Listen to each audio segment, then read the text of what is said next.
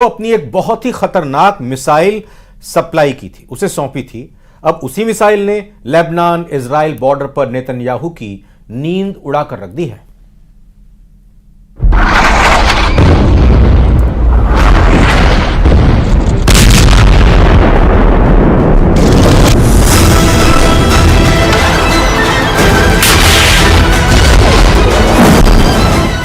Israel Lebanon border पर दागी गई एंटी टैंक मिसाइल।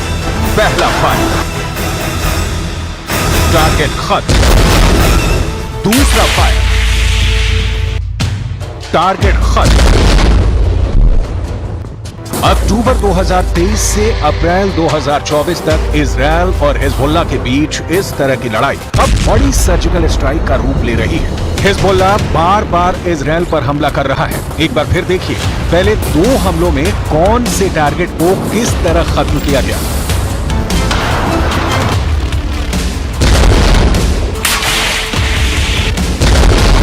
लेकिन उससे पहले देखिए अटैक हुआ किस मिसाइल से। ये है अल्मास मिसाइल जो ईरान ने बनाई और फिर हिजबुल्लाह को सप्लाई की है। अल्मास का मतलब होता है डायमंड, यानी हिजबुल्लाह इजराइल पर डायमंड वाला अटैक कर रहा है। आप इसे इजराइल हिजबुल्लाह की लड़ाई में ईरान की एंट्री भी कह सकते हैं। अल्मास मिसाइल का कनेक्शन इजराइल की स्पाइक मिसाइल से है। 2006 में हुए इजराइल और हिजबुल्लाह के युद्ध में इजराइल की स्पाइक मिसाइल हिजबुल्लाह के हाथ लग गई थी। उसके बाद ये मिसाइल ईरान तक पहुंची और ईरान ने तैयार कर ली स्पाइक की हूबहू नकल। अब हिजबुल्लाह इसी मिसाइल से इजराइल पर ताबड़तोड़ हमले कर रहा है।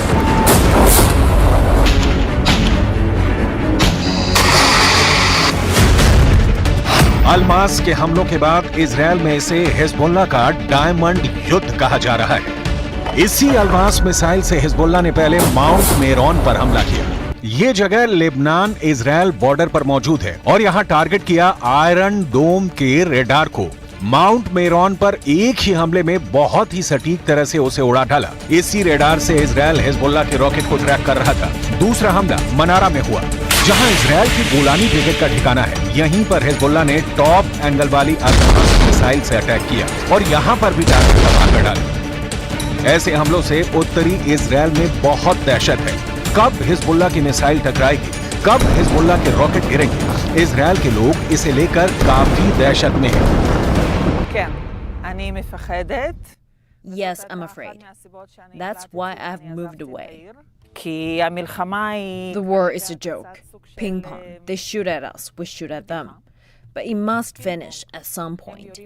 My feeling is that diplomacy will not help unless they develop some kind of superpower. And after some serious fighting, much more serious. But it has to finish. कई शहर खाली हैं और अब यहाँ इजराइल के सैनिक रहने लगे हैं। इजराइल की फोर्स कई इलाकों में फैली हुई है और यही अब हिजबुल्लाह के टारगेट बन गए हैं। जब से हिजबुल्लाह ने अल्मास का वीडियो जारी किया है, इजराइल में कहा जाने लगा है कि ईरान अब लेबनान के रास्ते उसको टारगेट कर रहा है। अल्मास मिसाइल 3 तरह की होती है। अल्मास 1, इसकी रेंज है 4 किलोमीटर। अल्मास 2, इसकी रेंज है 8 किलोमीटर। अल्मास 3, इसकी रेंज है 16 किलोमीटर। क्योंकि इजराइल के कई शहरों और वहां मौजूद इजरायली सेना लंबी दूरी वाली अल्मास के टारगेट पर आ गई है। हिजबुल्लाह के कत्यूशा रॉकेट तो पहले ही इजरायली शहर में डर की नंबर 1 वजह बने हुए हैं। We do have our, bag of documents and money and essentials for the situations. We have shelter in our house, so we're just waiting on the ticking bomb. I think from some position, but we try to stay business as usual as much as possible.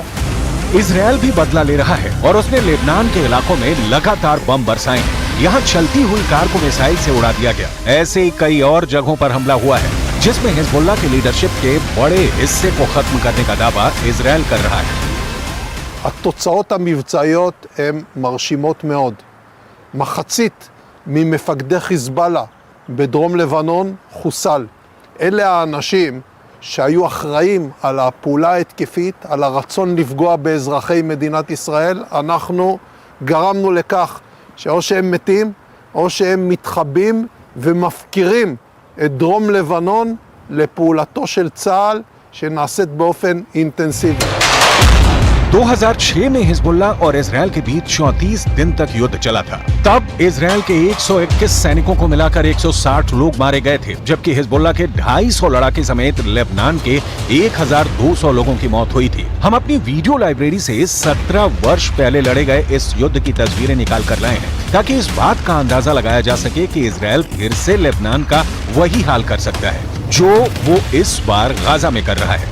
इस वक्त Israel Lebanon border के करीब कई इलाके खाली हो चुके हैं। लेबनान में बॉर्डर के आसपास 60 किलोमीटर के दायरे में 30,000 की आबादी अपना घर छोड़कर जा चुकी है, लेकिन दहशत इजरायल में भी है। हाइफा जैसे शहर में भी डर पसरा हुआ है। I'm a little bit concerned because it is an unusual situation. It's the first time that we are in this kind of threat, and I'm a little bit worried. It doesn't concern me, but we are getting prepared because we have 3 kids. So we are aware of the situation and of the dangers, so we do prepare in advance. We have some water, dry food, and things in our house for a couple of days stay without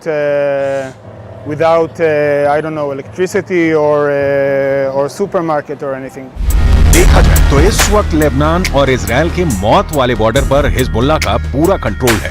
Hezbollah न सिर्फ अदमास बल्कि ऐसी मिसाइलें fire कर रहा है जिसके आगे इजरायल के टैंक अपनी तोप रगड़ते हुए नजर आ रहे हैं। हिजबुल्ला ने निकाली है 3 बहुत ही खतरनाक एंटी टैंक मिसाइल और मल्टी बैरल रॉकेट लॉन्चर। ये मिसाइल ईरान से सप्लाई की जाती रही है और ऐसी मिसाइलों का हिजबुल्ला के पास बहुत बड़ा जखीरा है। हिजबुल्ला 3 तरह की एंटी टैंक गाइडेड मिसाइल इस्तेमाल कर रहा है। ये है कॉर्नेट, इसकी रेंज 5 किलोमीटर तक है। ये रूस की मिसाइल है, लेकिन अब ईरान इसका देसी वर्जन दहलाविया तैयार कर चुका है और ऐसी बहुत सी मिसाइल अभी हिजबुल्ला के पास है। दूसरी है BGM-71 anti tank guided missile, range है 3.5 किलोमीटर। ये अमेरिका में बनी मिसाइल है, लेकिन अब इसकी नकल ईरान तैयार कर रहा है और उसने हिजबुल्ला को सप्लाई की है। तीसरी है 85 कॉनकोर्स, रेंज 4 किलोमीटर। ये भी रूस ने बनाई है और अब ईरान में ये तोसान नाम से तैयार की जाती है। इन्हीं मिसाइलों से हिजबुल्ला ने इजरायल के मेरान एयर सर्विलांस एयरबेस पर भी हमला किया। ये तीनों मिसाइल बहुत ही घातक हैं और जिस तरह से इन्होंने इजरायल के अड्डे उड़ाए हैं उससे ये बात साबित हो जाती है। हिजबुल्ला का दावा है कि उसका हर हमला इजरायल को मुंहतोड़ जवाब है, लेकिन अब इंटरनेशनल लेवल पर फिक्र फैल चुकी है। फ्रांस के विदेश मंत्री ने लेबनान के प्रधानमंत्री से मिलकर वार्निंग जारी की है। Refusons le scénario du pire. Au Liban du Sud, la guerre est déjà là, même si elle ne dit pas son nom. C'est la population civile qui en paye le prix. Personne n'a intérêt qu'Israël et que le Hezbollah, d'ailleurs, poursuivent cette escalade. J'ai porté ce message ici auprès du Premier ministre Mikati, auprès du président du Parlement et du chef d'état-major des armées. Et je le porterai également, ce même message, en Israël dès mardi. देखा जाए तो Hezbollah वो संगठन है जिसे Iran से पूरी मदद मिलती है और ईरान हिजबुल्ला को इजरायल के खिलाफ एक बड़े हथियार के तौर पर इस्तेमाल भी करता आया है। लेकिन इजरायल ने अगर हिजबुल्ला का हाल हमास जैसा करने का फैसला किया तो लेबनान में वर्ष 2006 वाले युद्ध की तबाही दोहराई जा सकती है।